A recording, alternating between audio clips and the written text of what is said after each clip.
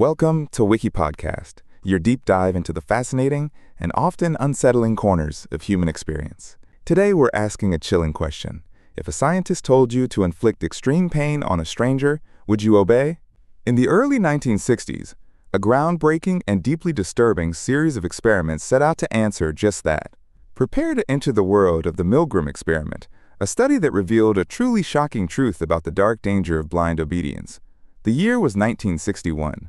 As Nazi war criminal Adolf Eichmann claimed he was just following orders, psychologist Stanley Milgram at Yale wondered, was this obedience uniquely German or a universal human tendency? He designed an experiment to explore how far ordinary people would go when instructed by authority, even against their conscience. Milgram advertised his study as an investigation into memory and learning. Participants were paid. They met an actor, the learner, and an authoritative experimenter. The real participant was always the teacher, assigned via rigged drawing. The learner was strapped into an electric chair in an adjacent room. The teacher even received a small sample shock from the shock generator, a device with switches from 15 volts to a terrifying 450 volts, labeled Danger, Severe Shock. The experiment began.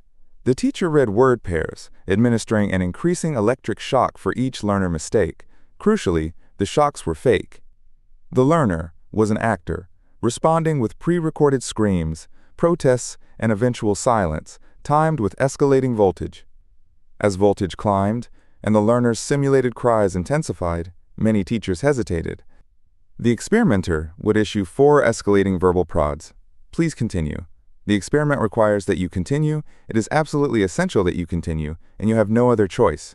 You must go on. If teachers worried, they were assured no permanent tissue damage would occur.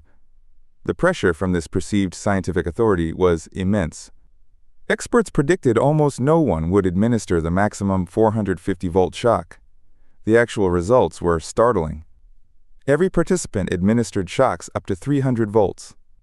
A staggering 65% of participants, nearly 2/3, continued all the way to 450 volts, despite hearing desperate cries and eventual silence.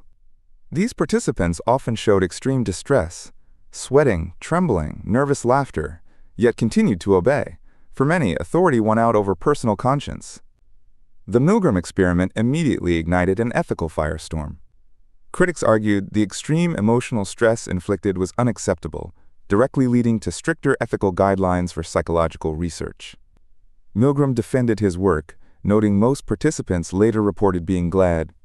However, the experiment's applicability to the Holocaust faced scrutiny due to key differences. Newer investigations also suggested not all participants fully believed the shocks were real, complicating the blind obedience narrative. What does this tell us? Milgram proposed the agentic state theory. Individuals see themselves as agents carrying out authority's commands, shifting responsibility. Other theories suggest deference to expertise, or that commitment made it harder to stop. Newer interpretations consider engaged followership, where participants were motivated to support the experiment's scientific goals, not just blindly obey. This implies motivation was about contribution, however misguided.